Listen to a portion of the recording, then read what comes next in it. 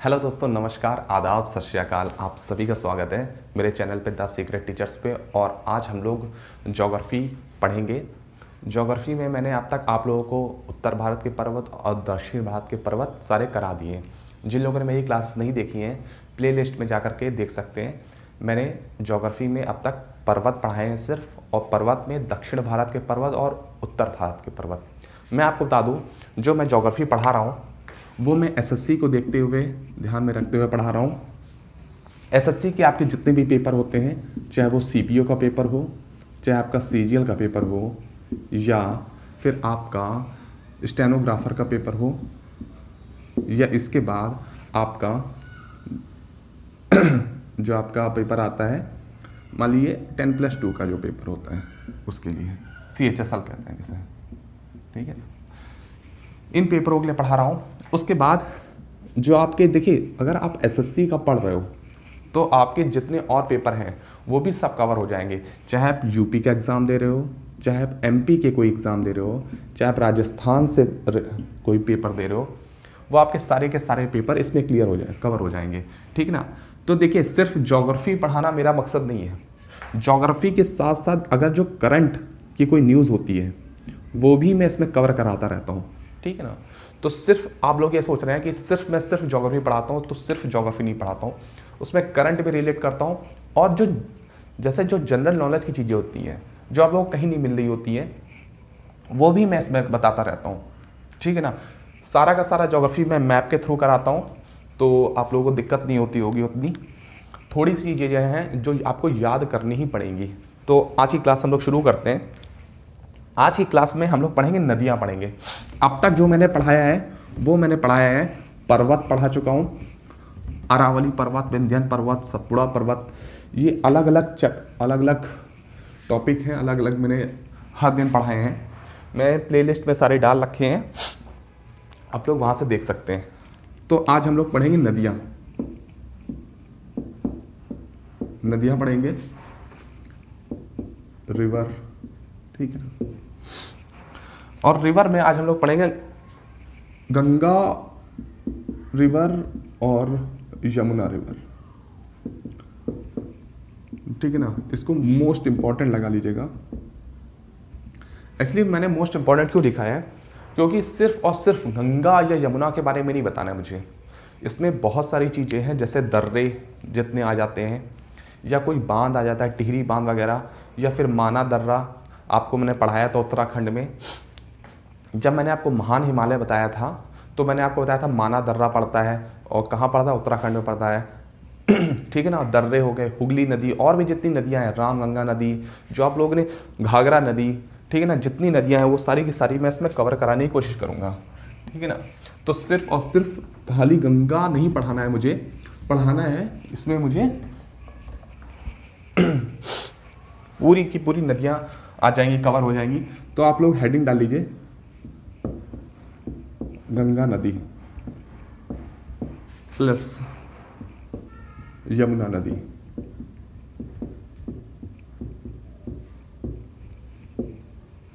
ठीक है ना। अब देखिएगा, बड़े ध्यान से देखिएगा, थोड़ी सी बड़ी नदी है इसलिए थोड़ा ध्यान से देखिएगा। देखिए, उत्तराखंड, उत्तराखंड आपको याद रखना है। उत्तराखंड में जो उत्तराखंड का सबसे बड़ा जिला है वो है उत्तरकाशी। उत्तरकाशी, उत्तरकाशी किसका सबसे बड़ा जिला है? उत्तराखंड का, ठीक है ना। यूपी का, अगर यूपी की बात करते हैं, यूपी का सबसे बड़ा जिला कौन सा है? तो यूपी की आप बात करेंगे लखीमपुर खीरी। मैंने, अगर जिन लोगों ने मेरी यूपी स्पेशल क्लास नहीं देखी हैं, जो लोग यूपी की तैयारी कर रहे हैं, मैंने यूपी स्पेशल के नाम से बनाया था, वो लोग देख सकते हैं। यूपी का जो सबसे बड़ा जिला होता है वो है उत्तराखंड है, और बिहार का सबसे बड़ा जिला है वो बेतिया है। ये आपको याद रखना है। अब देखिए, उत्तराखंड में, उत्तराखंड का सबसे बड़ा जिला उत्तरकाशी, और उत्तरकाशी के अंदर यहाँ पे एक हिमनद है। इस तरह से आप हिमनद बना लीजिएगा, रेड कलर से बना रहा हूं मैं। ये हिमनद है। ये कौन सा हिमनद है? इसे कहते हैं गोमुख, गोमुख हिमनद। ठीक है, ये गोमुख हिमनद है। अब बहुत ध्यान से देखिएगा, गोमुख जो हिमनद है उसके पहले से अगर आपको देखना हो तो ध्यान लीजिएगा, ये जाह्नवी नदी है, जाह्नवी नदी, ठीक है ना। पर इसके गोमुख हिमनद के बाद से जो नदी आती है उसे कहते हैं, ये गोमुख हिमनद से एक नदी निकलती है, इस नदी को कहते हैं भागीरथी नदी। कौन सी नदी कहते हैं? भागीरथी नदी कहते हैं, मोस्ट इंपॉर्टेंट है। इसके बाद अभी ये नदी गंगा नदी नहीं है, फिर यहाँ से, और ये गोमुख है कहाँ पे? अगर आपसे पूछा जाता है गोमुख हिमनद, क्वेश्चन कैसे बनता है, गोमुख हिमनद से कौन सी नदी निकलती है, तो जाह्नवी नदी नहीं बोलेंगे आप, गोमुख हिमनद से निकलती है भागीरथी नदी, इसलिए मैंने आपको बताया है। इसके बाद यहाँ पे एक नदी आकर के एक और आगे नदी मिलती है, इसे कहते हैं भीलंगना नदी, भीलंगना नदी। थोड़ा सा बड़ा है, इसलिए आप जो कॉपी का होता है ना, जैसे ये आपकी कॉपी है, रजिस्टर है आपका, तो आप ऐसे ना बना करके इसको टेढ़ा कर लीजिएगा, इस तरह से आप इस तरह से बनाइएगा, ठीक है ना। गंगा नदी इस तरह से जाएगी, काफ़ी बड़ी है इसलिए। अब देखिएगा भीलंगना नदी यहाँ पे मिलती है, मैंने आपको बताया था जहाँ पे दो नदियाँ आके मिलती हैं, एक नदी भागीरथी नदी है और एक नदी है भीलंगना नदी। जहाँ पे भी दो नदियाँ आकर के मिलती हैं, जहाँ पे दो नदियाँ आके मिलेंगी उसे कहते हैं प्रयाग, वो बनाती है प्रयाग, प्रयाग बनाती है। अब एक बात ध्यान रखिएगा, जो प्रयाग बनाती है, इस प्रयाग का नाम क्या है? इस प्रयाग का नाम आपको बहुत याद रखना है, गोविंद प्रयाग है, गोविंद प्रयाग नाम है, ठीक है ना। अब गोविंद प्रयाग से एक क्वेश्चन बनता है आपके में, कौन सा क्वेश्चन बनेगा? पहला क्वेश्चन ये बनेगा कि गोविंद नेशनल पार्क कहाँ पे है? तो मैंने आपको बताया गोमुख हिमनद कहाँ पे है? उत्तराखंड में है। भागीरथी नदी कहाँ से होके गुजरती है? उत्तराखंड से होकर गुजरती है। तो गोविंद नेशनल पार्क, क्वेश्चन आएगा गोविंद नेशनल पार्क कहाँ पे है? तो आप बताएंगे उत्तराखंड में। मैं जितना पढ़ा रहा हूँ सीजीएल को ही मायने देख के पढ़ा रहा हूँ, आप ये सोच रहे होंगे असिस्टेंट कमांडेंट को, असिस्टेंट कमांडेंट का आप कवर हो जाएगा उसी में, ठीक है ना, बहुत ज़्यादा नहीं आता है। पर आप एसएससी सीजीएल का लेके चलिए, गोविंद प्रयाग बनाती है, ठीक है ना। और गोविंद नेशनल पार्क भी उत्तराखंड में है, याद रखना है। इसके बाद यहाँ पे एक बांध बना हुआ है, ये इस तरह से एक बांध बना लीजिएगा, ये बांध है, बांध है, ये बांध है, ठीक है ना। ऊपर गोविंद प्रयाग के ऊपर एक वही बांध बना हुआ है, इस बांध का नाम है टिहरी बांध। कौन सा नाम है? टिहरी बांध नाम है, ठीक है ना, ये याद रखना है आप लोग को। टिहरी बांध के बारे में एक क्वेश्चन क्या आ सकता है कि भारत का सबसे ऊंचाई पर स्थित बांध, सबसे ऊंचाई पर स्थित बांध कौन सा है? तो टिहरी बांध आप लगाएंगे, ठीक है। आगे बढ़ते हैं हम लोग, इसको मैं मिटा देता हूं, नोट करते रहिएगा। फिर आगे बढ़ते हैं हम लोग, आगे यहां बढ़ेंगे हम लोग। ये अभी भागीरथी नदी ही बन रही है, जहां पे मिलती है। आप सोच रहे होंगे इसके बाद गंगा नदी बन जाती होगी, नहीं, इसके बाद भी भागीरथी नदी ही रहती है। कौन सी नदी रहती है? भागीरथी नदी अभी भी है। जहां पे मिलते हैं दोनों, भागीरथी नदी और भीलंगना नदी, उसे कहते हैं गोविंद प्रयाग, और उसके बाद चल जाती है भागीरथी नदी, ठीक है। इसके बाद आपको आगे बढ़ना है। आगे आप जहाँ पे बढ़ेंगे तो यहाँ पे ये होता है देव प्रयाग कहते हैं, इसे कहते हैं देव प्रयाग। क्या कहते हैं? देव प्रयाग कहते हैं। अब देव प्रयाग आप कहेंगे कि प्रयाग कैसे बन गया? अभी तो नदी मिली नहीं है। जब दो नदियाँ आके जहाँ मिलती हैं, मैंने आपको बताया था जहाँ से दो नदियाँ आके मिलती हैं उसे कहते हैं प्रयाग। पर यहाँ पे तो कोई दूसरी नदी मिल नहीं रही है। अब मैं आपको बताता हूँ दूसरी नदी मिल कहाँ रही है।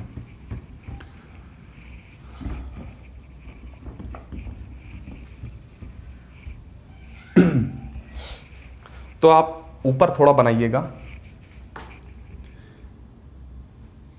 थोड़ा सा मैं इसको और नीचे कर देता हूं, नहीं तो आप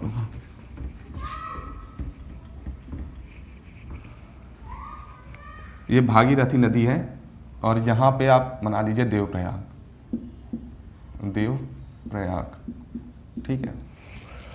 अब यहाँ देखिएगा 2 हिमनद होते हैं इस तरह से, 2 हिमनद है, 2 हिमनद आप बनाइए।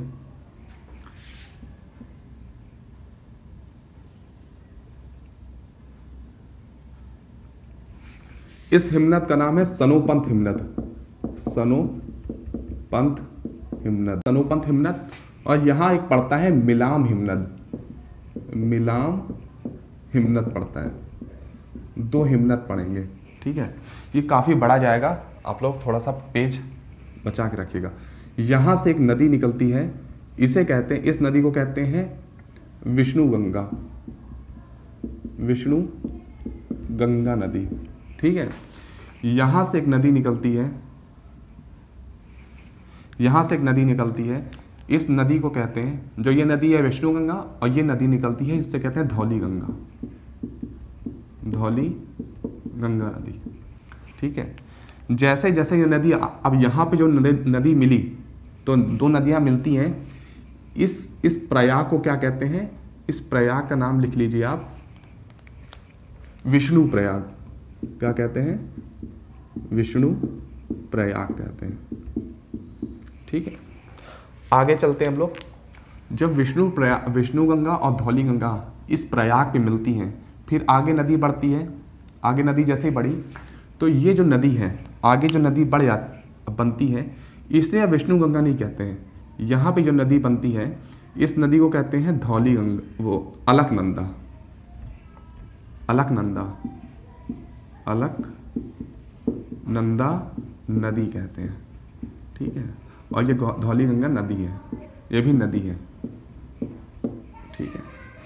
इसके बाद अलकनंदा नदी यहाँ पे बढ़ती है, एक और इधर से एक नदी आ रही होती है, इधर से, इसे कहते हैं नंदका नदी। इस नदी को क्या कहते हैं, इस नदी को कहते हैं नंदका नदी, का नदी कहते हैं। आपसे पूछा जाता है अलकनंदा की सहायक नदी कौन सी है, तो अलकनंदा की सहायक नदी नंदका नदी है। क्वेश्चन इस तरह से आता है। अब ये जो नदी यहाँ पे मिली, यहाँ पे फिर प्रयाग बना दिया, 2 नदी आके मिली ना, अलकनंदा नदी आके मिलती है और नंदका नदी मिली आके, इस प्रयाग को क्या कहते हैं, इस प्रयाग को कहते हैं नंद प्रयाग। क्या कहते हैं, नंद प्रयाग, ठीक है।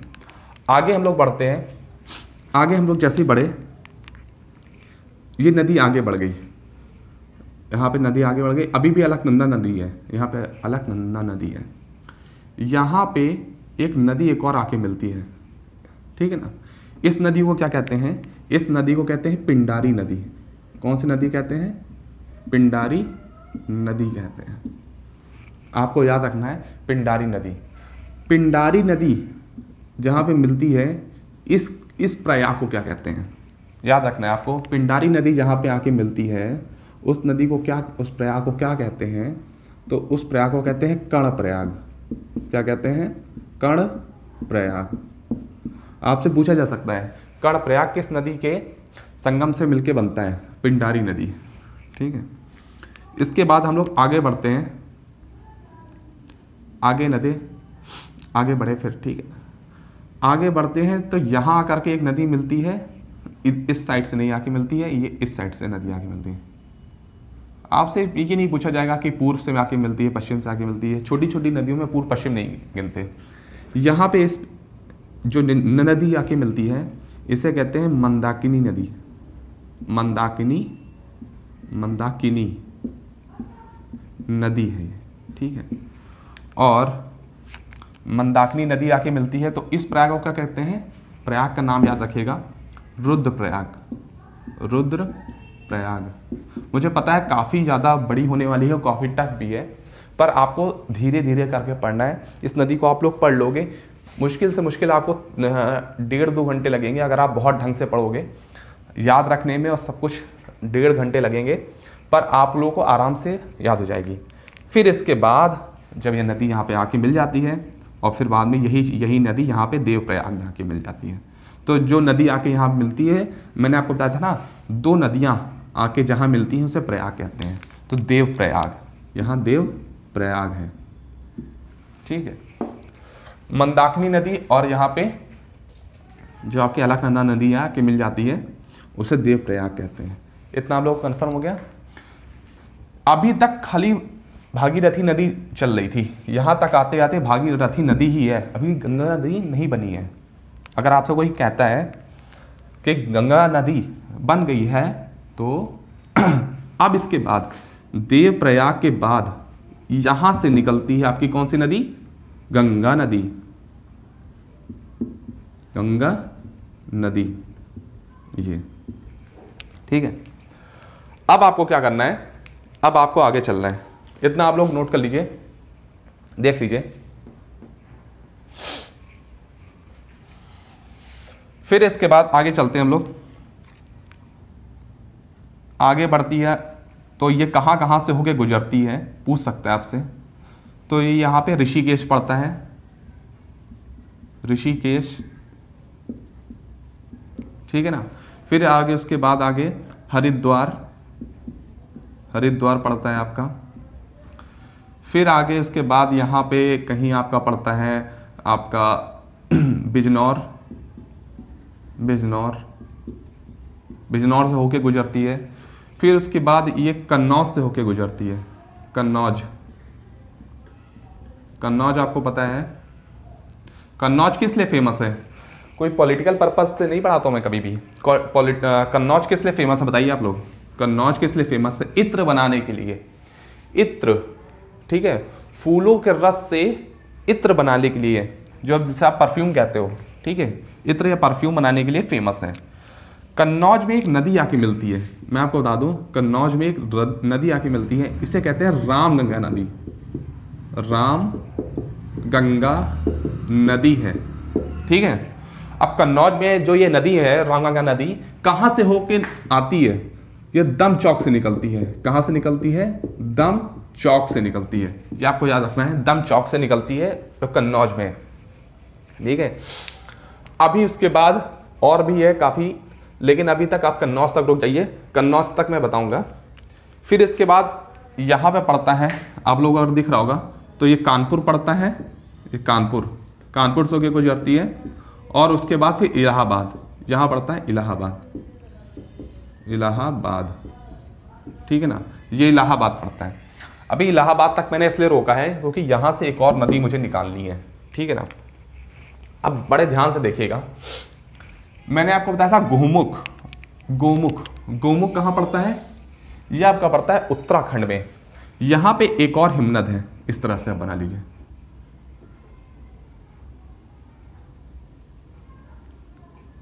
यहाँ पे एक और हिमनद है, इसे कहते हैं बंदर पूंछ, बंदर पूंछ हिमनद। देखिए नदियाँ जो निकलती है ना, वो किसी न कहीं हिमनद से ही निकलेंगी, ठीक है। जब कोई बर्फ का पहाड़ होगा वो पिघलेगा तो वहीं से नदियाँ निकलती हैं।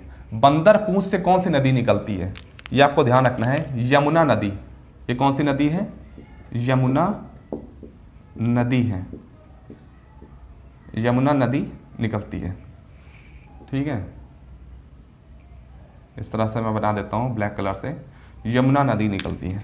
कहाँ कहाँ से होके गुजरती है तो देखिए, ये आपकी पड़े कुरुक्षेत्र से, कुरुक्षेत्र से होके गुजरती है। फिर दिल्ली भी पड़ता है रास्ते में, दिल्ली से भी होके जाती है। इसके बाद आगरा से होके जाती है, आगरा से, ठीक है। आगरा के बाद यहाँ पे मथुरा, मथुरा से होके जाती है। कुछ बच्चे यहाँ समझ रहे होंगे कि पहले मथुरा पड़ता है फिर आगरा पड़ता है। एक्चुअल में आप मैपिंग के थ्रू देख रहे हो ना, पर नदी का जो रूट है पहले वो आगरा जाती है, फिर आगरा से होते हुए मतलब मथुरा का टच होते हुए जाती है, मथुरा के बीचों बीच से नहीं होकर गुजरती है, मथुरा को टच करते हुए निकल जाती है, ठीक है ना। तो ये नदी का रूट है, ये आपका मैपिंग का रूट नहीं है। मथुरा के बाद यहाँ पे पड़ता है आपका इटावा, इटावा, इटावा से होकर गुजरती है। मैंने आपको बताया था इटावा बहुत कुछ खास है। खास किस वजह से है? यहाँ पे देखिएगा, यहाँ पे एक एमपी में, ये मध्य प्रदेश है, एमपी में एक चोटी पाई जाती है जनापांव पीक। इसका नाम लिख लीजिए जना पांव पीक। दिख रहा होगा, कुछ लोगों को नहीं दिख रहा होगा तो मैं बता देता हूँ, इसका नाम ऐसे ही लिख लीजिए, जना पांव पीक नाम है इसका। क्या नाम है? जना पांव पीक। ठीक है, जना पांव पीक से एक नदी निकलती है, नहीं दिख रहा होगा तो देख लीजिए, मैं बोल देता हूँ। एक चोटी है, चोटी का नाम है जना पांव पीक है। जना पांव पीक से एक नदी निकलती है, उसे कहते हैं चंबल नदी। चंबल नदी मैं पढ़ाऊंगा भी अलग से, चंबल नदी अलग से पढ़ाऊंगा। आप लोग ऐसे जान लीजिए, चंबल नदी इटावा में आके मिलती है। चंबल नदी कहाँ आके मिलती है? इटावा में आके मिलती है। और ये सीधे सीधे यमुना नदी ही जहाँ से चालू होती है, सीधे सीधे यहाँ से यमुना नदी चालू होती है, और होते हुए ये यहाँ से जाते जाते और ये आपकी इलाहाबाद में आकर के मिल जाती है। कहाँ के मिल जाती है? इलाहाबाद में आके मिल जाती है। ठीक है, तो अभी आज के लिए मुझे लगता है काफ़ी कुछ हो गया। यमुना नदी, अभी गंगा नदी ख़त्म नहीं हुई है। यमुना तो बहुत छोटी सी है, बंदरपुर से निकलती है, कुरुक्षेत्र होते हुए, दिल्ली होते हुए, आगरा होते हुए, मथुरा होते हुए, इटावा होते हुए सीधे सीधे इलाहाबाद में चली जाती है। इलाहाबाद में संगम बोला जाता है। संगम क्यों बोला जाता है? क्योंकि 3 नदियों का संगम होता है, गंगा नदी, यमुना नदी और सरस्वती नदी। सरस्वती नदी को इनलैंड रिवर आप कह सकते हो, क्योंकि अब वो धरती में समा गई है। जो नदियां धरती के अंदर ही समा जाती हैं उससे कहते हैं इनलैंड रिवर। ठीक है, तो अब इसका जो मुझे वापस रिपीट करने की ज़रूरत नहीं है। आप लोग अगर देखना हो तो आप लोग वीडियो को दोबारा से रिपीट करके देख सकते हैं। ठीक है, तब तक के लिए अभी गंगा नदी ख़त्म नहीं हुई है, कल मैं दोबारा इसको आगे कंप्लीट करूँगा। तब तक के लिए चलते हैं, और आप लोग अपना ख्याल रखिएगा, अपने फ्रेंड्स से ज़रूर शेयर करिएगा। तब तक के लिए